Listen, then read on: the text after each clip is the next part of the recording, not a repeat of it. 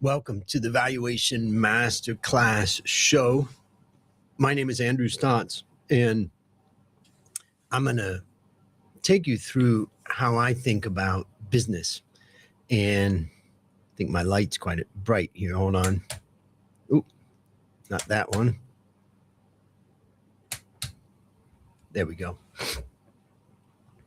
So the title for today is how I think about business finance. And one of the things that I think made me stand out as an analyst when I was younger was that I was running a business. So I also understood how to value a business, how to operate a business. And that taught me a lot about finance. And so today I'm going to walk through a presentation. If you want this presentation, just send me a message at Andrew Stotz and just say in it business finance, and I'll send this to you. The first thing I would say is there's only two reasons businesses fail. First, they fail to create real demand, or they fail to sustainably convert demand into value. That's it. That's the way I see it. When I look at a business that's a startup, when I look at my own business, when I analyze a business, this is what I think about. So we need to have some definitions here. So why don't we start off with the definition? What do I mean by fail? So in the case of fail, it does not mean closing the business, right? Fail means the business cannot reliably support the owner and keep operating without constant stress. And if the business survives only through worry or rescue or sacrifice, it has already failed. Let's define the next thing, which is real demand. What do I mean by they fail to create real demand? Real demand does not mean interest or likes or shares or compliments.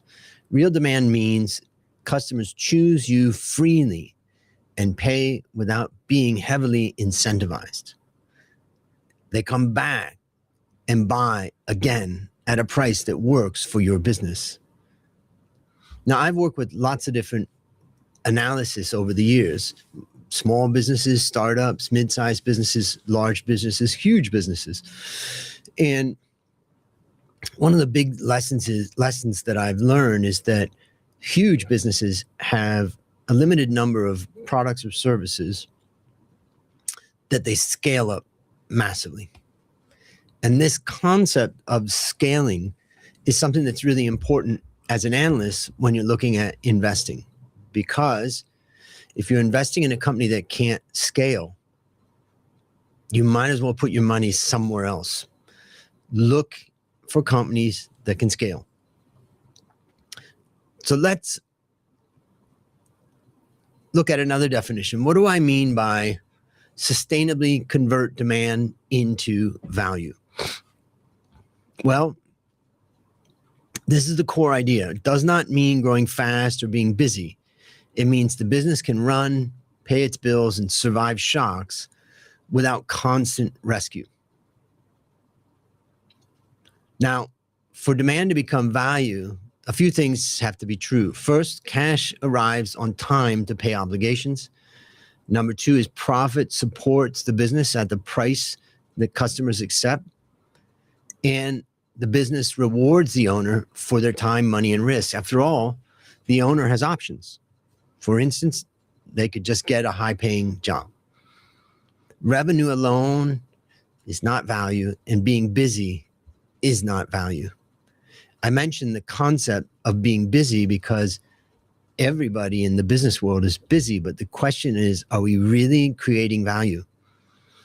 Now, in the Valuation Masterclass Bootcamp, we've been recently looking at a company named Platinum. And Platinum has a mall in Thailand. And the Platinum Fashion Mall, which is really more B2B than, or wholesale, more than B2C.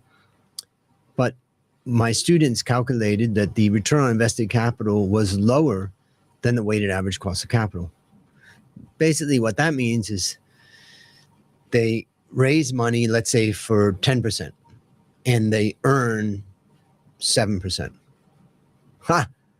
That's not a good business. Ultimately, in order to create value, we've got to raise money at, let's say, 10% and invest and earn on that money at above 10%, 12, 13, 14, 15, 20, 30.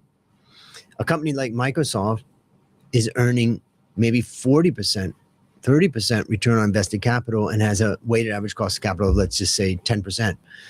It can be 20 or 30% of value that they're creating. So we want to understand this relationship between the money that you have and the cost of that money and what you earn on it. So demand creates the opportunity.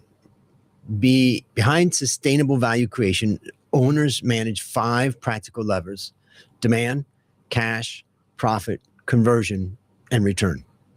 Now, you don't need to master finance. You just need to keep these 5 items or levers from breaking.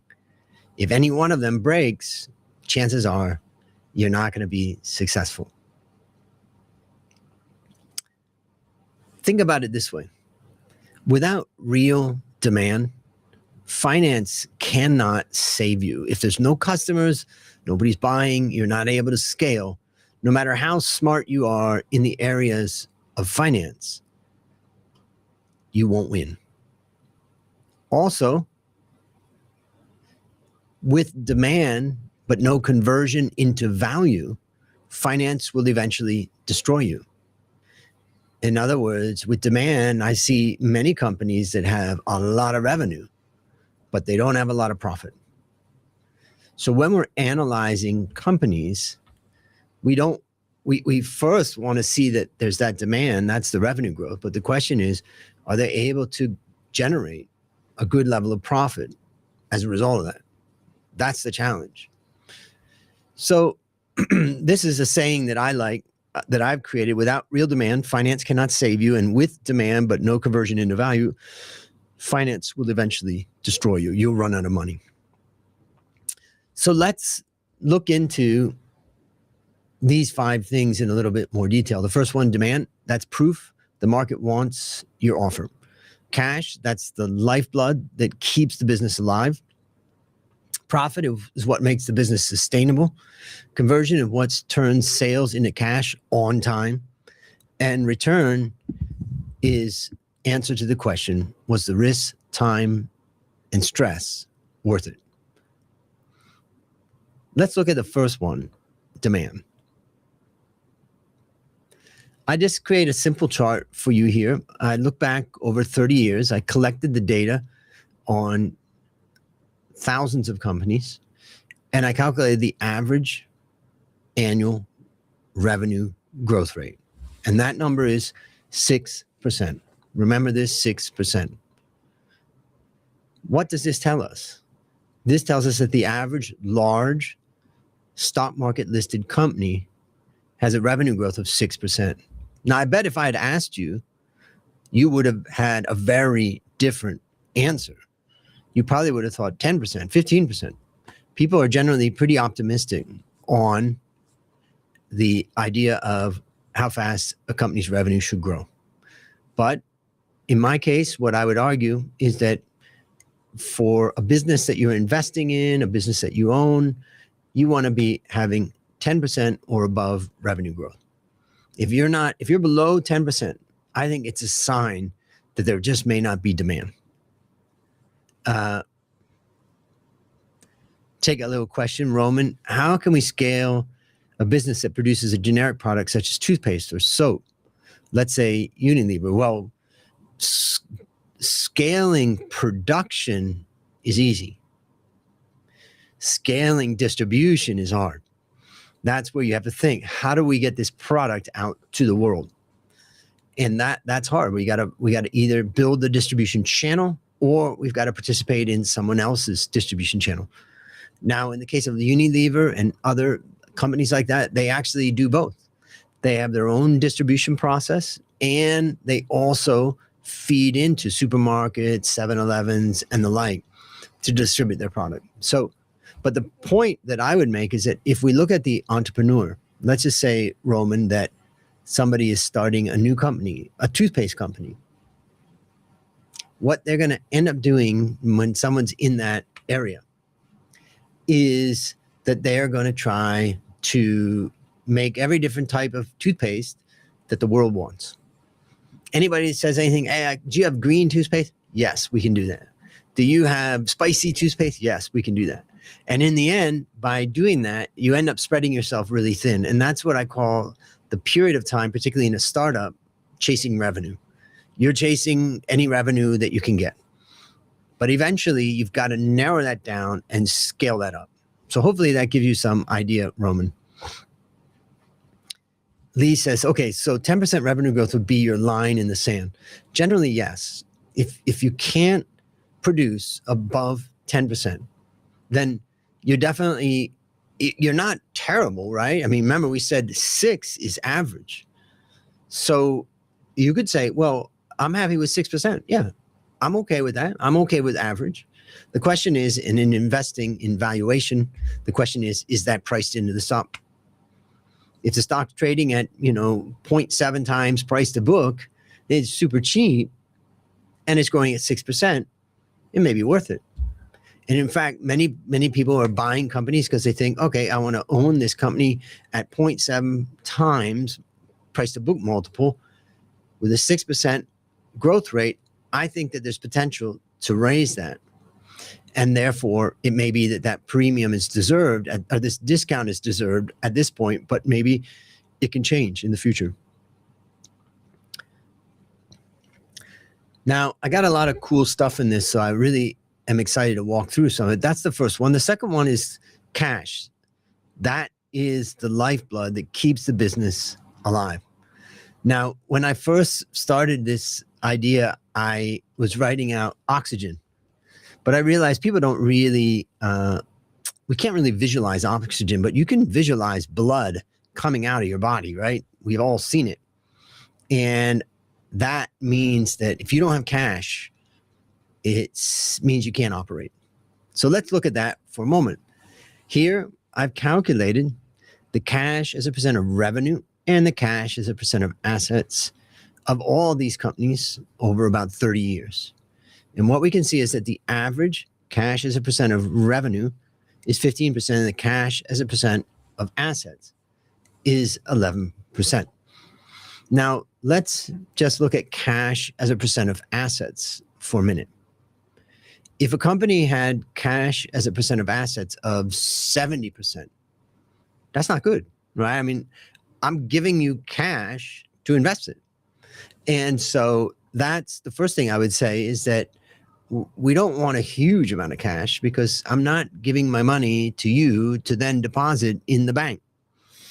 And so as a result, we want to see that cash invested. Now, what is the right level of cash? Well, right now we're at very high levels. In fact, let's look at the chart for a second. And in particular, let's look at the blue line. We can see that since 2020, companies have been far above. They've been at about 12%. It's only now that they're coming back down to the average of 11%. For a company that I'm investing in, for a company that I'm running, I would say 15% cash as a percent of assets is a good target. Any more than that, and it's too much, but any less than that, and you may not have the cushion that you need. And a small or medium-sized company needs a serious cushion because there can be down cycles. The company's revenues are not necessarily diversified. So I look for that. Now, this brings in an idea in relation to valuation, in particular, free cash flow valuation, where we look at debt net of cash, but really that doesn't make sense because it's not like we would take all of our cash and repay our debt. And so what we want to think about cash is operating cash and non-operating cash. And maybe operating cash is 3%. You don't need more than 3% to operate a business, let's say. And the remaining, let's say if we have an average of 11%, the remaining 8% we can say is cushion or looking for opportunity to buy something, as an example. So we can do some work on that concept of operating versus non-operating cash. But for the purposes of today, we'll just focus on total cash. And I'd say I'd like to look for a business that has about 15% cash as a percent of assets. If they have something different or less than that, I'm still interested, but I'm going to ask more questions. Okay, let's talk about profit. What makes the business sustainable? So I looked at about 10,000 companies over 30 years. And I was able to calculate that I put it in common size, meaning 100% for revenue. And we can see for every 100 in revenue, about 70.6 goes out the door, paying for cost of goods and services. Like in my coffee business, that's coffee beans. That leaves us with a gross profit about 29%. Then the next costs are SG&A and other expenses, which is 18.8. And EBIT is 10.5, and other items are 4.1. Net profit is 6.4. This gives us an idea of what average profitability is of the largest companies in the world. Now, I thought it would be fun to look at some sectors because, people are investing in different sectors. Let's look at the nice to have sector, which is consumer discretionary. These are products and services people buy when they have extra money. Spending can be delayed, though, in tough times. It's like cars, travel, restaurants, fashion, electronics. Think Amazon, Toyota, Nike, McDonald's. So let's look at the consumer discretionary business. And the gross margin is about 27. EBIT is much lower at 7. And net margin is 4.7, much lower. This is a sample of 2,040 companies that I've done to construct this one. So we can see that consumer discretionary, despite the fact that it's a very volatile sector, actually turns out to be very low in profitability. Next, let's look at the consumer staples sector, which is the need to have. That means essential products people buy no matter what. And demand is steady: food, beverages, household goods, personal care. And Roman, I was thinking about you when you asked about Unilever because I knew I had written down Unilever here. So these are staples. Let's look at the profitability of staples. The gross profit margin is actually a little bit higher than the global average, but EBIT is a little bit lower. And part of that is because they're spending a lot of money on branding. And then net profit is 5.4. So consumer staples are very, very stable, much more stable than consumer discretionary, but we can see profit is still below the global average. So what is keeping the global average up? Let's keep going. The next sector is healthcare, where you want to stay alive and healthy. It's products and services that maintain or improve health. Demand is driven by aging populations and medical needs like hospitals, pharmaceuticals, medical devices, biotech, Johnson & Johnson, Pfizer, and the like. Here we can see the margin is incredibly high for gross profit at 41.3. And EBIT is higher than average, but not by a huge amount, by 2.5 percentage points. And that's partially because SG&A is very high for these companies because they have a lot of costs related to various things, which we'll keep simple for right now. And then other items at 4.3, then that means net profit margin of 8.2, which is very, very strong. Let's look at industrials, which build and move things, right? Companies that build, transport, or maintain the physical economy, like machinery, construction, logistics, aerospace, defense, Boeing as an example, and the others. Here we can see that the gross profit margin is much lower at 26.1. EBIT is much lower at 7.5, and net margin is a bit lower at 4.7. These businesses struggle. Part of the reason why they struggle is because they're B2B usually. They're selling their products to other businesses, and other businesses are tough. How about infotech? Companies that create software, hardware, and digital infrastructure like computers, smartphones, cloud services, semiconductors. That's Apple, Microsoft, Samsung, Intel as an example. Here we can see that the gross profit margin is not as high as healthcare, but it's pretty high at 35.3. But also SG&A is lower at only 22.9% of total revenue, which means that they get a very strong EBIT margin. They're getting it slightly differently. Healthcare is getting it from the gross profit, and Infotech's getting it from a little bit from gross profit and a little bit from the lower costs, SG&A costs. And then the final net margin is 9.4. Just incredible how profitable Infotech companies are. All right, last one, materials.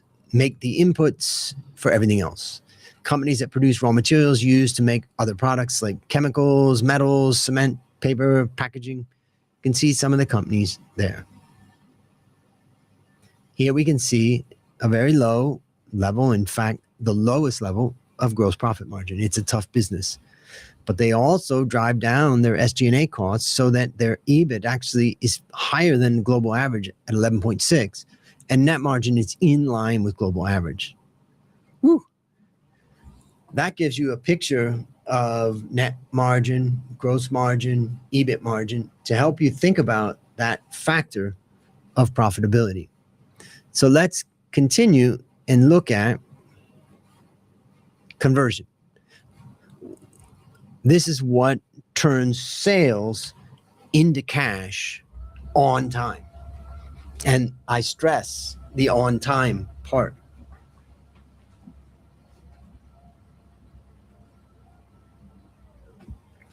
So a sale is not finished until the cash is in your bank. 4 actions to make that happen. Let's go through them. Number 1,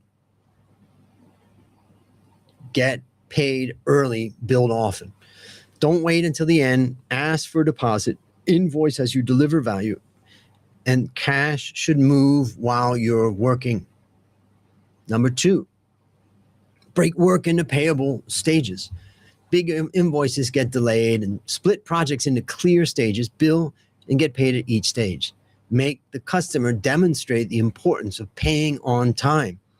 Smaller bills get paid faster. Number 3, tighten terms when customers pay late. Late payers cost more than money. They drain your time, your cash, and your energy. When someone pays late, change the terms. And work only with clients who respect your payment rules. Next, to ensure payment is the idea not done, the whole process of selling is not done until the payment is received. Delivered work or signed contract is not the end. If you are not paid, the sale is finished.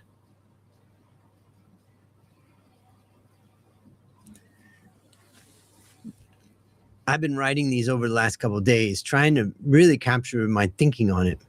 It's not easy, you can plug something into AI, but it spits out generic stuff. And I really try to think these things through, and it takes me a lot of time going back and forth. So that makes me feel good when I see this. Cash should move while you're working. I love that. Yeah. Now, Imani is asking, what are minimum ROE and ROCE that we should expect from a company? I would say your minimum for that is for ROE. Let's just talk about ROE. Your minimum should be probably 10% as a minimum. I think the average is about 12%. I'm actually opening up my huge file to find the exact average over 30 years, because I don't think I have it in this presentation, but let me just go to that 1 second. Okay, here we have it. Yep, 13%. So the average of global companies' ROE is 13%. Now, some companies make 10%, and if their cost of equity is low, that's great. They're creating value. So you don't want to think about ROE alone. You want to think about ROE in relation to the cost of equity in this case. So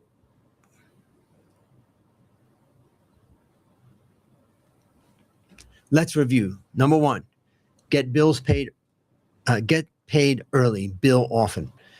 Break work into payable stages, tighten terms when customers pay late, and ensure payment is the shared definition of done. Now, when you follow these 4 actions consistently, growth stops creating pressure and starts building relief. And your business stops draining you and starts supporting you. And finally, you begin to feel the freedom that every business owner feels. Now, the last part of this is return. Was the risk, time, and stress worth it? Now, in this case, I'm talking to a business owner. So we can see return on assets, EBIT, return on assets, return on equity, return on invested capital, many different factors. But I like to focus on return on assets. And there's some various reasons, but I'll just explain it here. Net profit divided by average assets is what ROA is. And it shows how efficiently a company turns its assets into profit. It acts like a productivity score for everything the company owns, including cash, inventory, buildings, and machinery. A higher ROA means management is using assets efficiently to generate earnings. Now, here is my calculation of return on assets, and it comes out to 4.8% over 30 years. Now, let's look at it over time.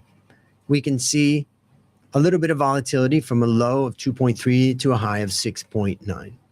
So a company that has a return on assets that's above 5% overall is generally, we can say, is above average. Now, we have to look at sectors better. This is going to be better at looking deep into sectors, but that's what I do. I look deep into sectors. And that's why when I look at my world-class benchmarking scorecard, as an example, I use ROA. Now, we can see that ROA actually breaks down into the net profit times the revenue divided by assets, which is asset turnover. And the end result of that is we have a measure of expense control and asset efficiency. So if we wanted to break it down, we can say the average net margin is 6.4. The average asset turnover is 0.1. Therefore, ROA is 4.8. We can also look at it that way. We can multiply the 6.4 times 0.7 and we'll come down a little bit from 6.4 down to 4.8. And here is the ROA by industry. And we can see 4.8, but some industries are very high, such as infotech, and some are very low, tech or industrial companies. So this wraps up my discussion about what I would call business finance. It's something I've been working on to try to break it down. Of course, in the Finance Made Ridiculously Simple course, which is in the Valuation Master Class Bootcamp, you go through all of this, but in a lot more detail. But I thought since I'm updating it and working on it today, I would bring it to you. As always, if you want to get a copy of this, just send an email to me at me@andrewstotts and write business finance. And that way I'll know what to send you, and I'll send you that PowerPoint. I want to thank you all for attending, and also want to remind you, don't forget to build a competitive advantage in company valuation in the Valuation Masterclass Bootcamp.